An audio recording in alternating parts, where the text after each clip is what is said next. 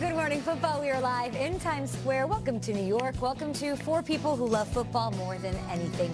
Wednesday Adams. We've got Kyle Brandt, of course, Peter Schrager, Nate Burleson, and I do believe that is the crucial catch time, my friend. This is the crucial catch tie. It is mic'd up. Ties are big in the NFL this year, as you know, and I love it. I couldn't wait to wear it. I don't wear ties very often. This is great. It's a great cause, great tie. NFL.com/crucial catch. I think also NFL.com/maybe auction is the site to go to, where you can bid on things like tickets to Thursday Night Football. There's games on the line. There's experiences. There's NFL worn swag by your favorite players, all for a great cause. The American Cancer Society joining along with the NFL, a long-time partnership that they have to do good all month long. Love that. All right, so got to talk Thursday Night Football. Yeah, let's do it. We are just one sleep away from the Eagles and the Giants at MetLife. Time for the Lead Block. Let's go. And let's welcome in Kim Jones. Good morning football to you, Kim.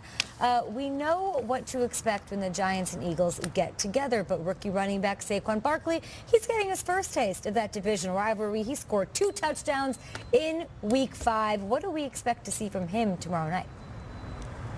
Well, one thing that has been consistent for these New York Giants, Kay, this season is the production of rookie Saquon Barkley. He is at least 100 yards from scrimmage in each of his first 5 games. The only 2 running backs who can say that, Kareem Hunt recently and Adrian Peterson less recently. So Saquon Barkley certainly in good company when it comes to that.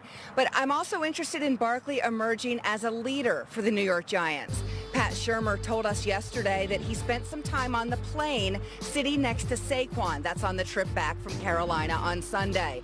While he wouldn't divulge the conversation, I suspect it had to do with Barkley continuing to be himself, to have his usual work ethic, which is very strong, and to continue to lead on the field with his production and his attitude. Barkley is everything the Giants wanted him to be. Now, Kay, it would really help if he helps the New York Giants get a win Thursday night. You could argue this is a must-win for both the home New York Giants and the visiting Eagles. Nation gets to see Saquon Barkley on a big stage under bright lights. He's averaging 4.3 yards per carry, looking good despite some struggles with that offensive line and the offense in general. So we're excited about talking to you all throughout the day leading up to that NFC East situation and rivalry tomorrow night. Thanks so much, Kim. Let's check in on the other side of things. Giants' Week 6 opponent, the Super Bowl defending champion Eagles. They haven't played up to expectations so far this season, but we can just chalk that up to like a Super Bowl hangover, right? Right? Mikey G has more. Well, the Eagles head into Thursday's game at 2-3. Certainly not the mark that they or many expected them to have at this point. Now, there are X's and O's reasons for why they lost their 3 games, but the easy thing is to sit here and say it's a Super Bowl hangover, right? Defensive tackle Fletcher Cox, he disagrees. I mean, the thing is, you know, if we were winning and people wouldn't be saying that. Right now, we've lost two games in a row, and now all of a sudden this team got a Super Bowl hangover, and you know, that's not the problem. I said the problem earlier. You know, right now it's just self-inflicted wounds, and we just got to get it turned around. The loss of running back Jay Ajayi to a torn ACL certainly doesn't help the Eagles' chance for a repeat. So a lot of people are wondering, LaShawn McCoy, could he be coming back here? Ian Rappaport and I are told that the Eagles and Bills have engaged in preliminary talks, but nothing to this point that would lead anyone to believe that a deal is close. Right now, the Eagles relying on all the running backs that they have in-house currently. Great stuff from Garofolo and Kim Jones. They'll be joining us all show long, all day long on NFL Network leading into Thursday Night Football. So Mikey G and Ian Rappaport confirming that the Eagles have reached out to the Bills for running back help, as you just said. That won't solve all of the problems, guys. Take a look at the players the Eagles have lost due to injury this season.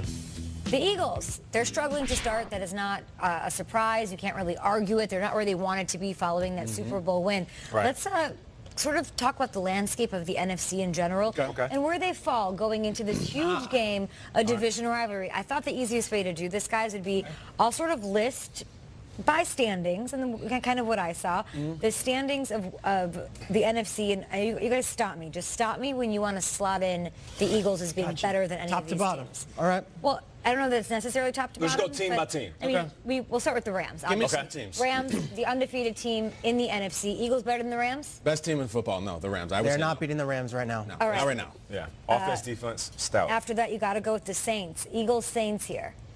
I can't take them over the Saints. The Saints were incredible the other night. I'd take the Saints over the Eagles this weekend too. Eagles, Panthers. Neutral field. I have the Panthers right now, being the more dominant team. I'll take the Eagles there. Over the Panthers. Yes, I will. I'll take the Eagles. What's wrong with the Eagles right now is their pass defense and their pass blocking. I think a team that runs a lot like the Panthers do and doesn't have a Khalil Mack type, I think they could beat them. I would take the Eagles over the Panthers. The Eagles can't run the ball. They're the 16th best running offense when last year they were the 3rd and they just lost to Ajayi. Not worried about You guys that. can make why? Because I got other words. I think they would beat the Panthers. Okay, they would beat the You know Panthers. the thing with the Eagles with all these injuries? It's funny. I see that list, and I'm not taking anything away from Mac Hollins and Jay Ajayi. They lost Carson Wentz, Jordan Hicks, Jason They made it Peters. happen. That's a hell of a list. Internally, I think the Eagles have to look at themselves and be, come on, I mean, we like Ajayi, but that's not going to take. Right. We've been through this, guys. Like, come Plus on. Jason Peters, But, right. We're but that was resilient. last We get it. year, I know, Shakes. I know. It's a totally different I know. animal. This doesn't tell me that this feels like the same team as last year. It does to you. not. No, not at all. It does not. And we could go through, well, it's different because DiFilippo's in Minnesota now and Reich is in. Right.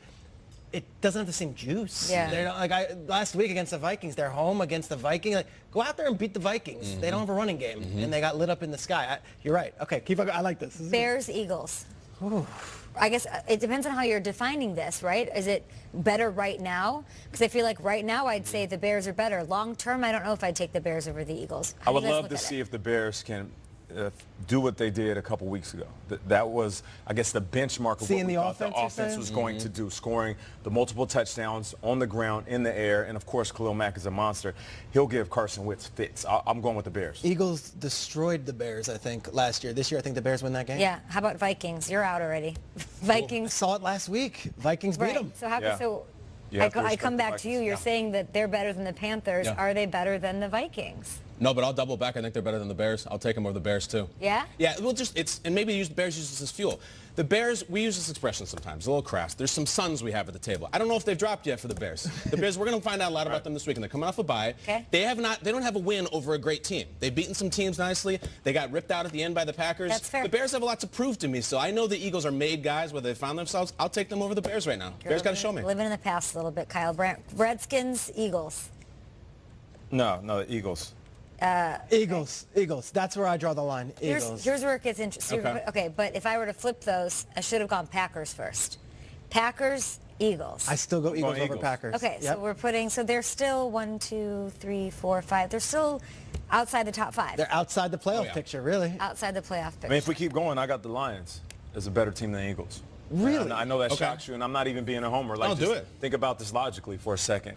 The Lions, who have been so high and so low this season, but the one thing that we can hang our hat on is they're not scared of legends. I mean, they went out there, beat Tom Brady, beat up on Tom Brady, and beat up on Aaron Rodgers. So you think that Carson Wentz coming in is going to scare this defense, who is just now starting to figure out who they are? Yeah. And I feel like this is where the Lions could either kind of gain back respect and have the trajectory of this season go in the direction they want, or they can go in the opposite direction. And I feel like this team has found themselves. Like, this win this past weekend was the biggest win for the season. And if they can take this momentum, this could be one of the teams that can give the Bears a run for the money Detroit. as a title. You know what's NFC crazy? North.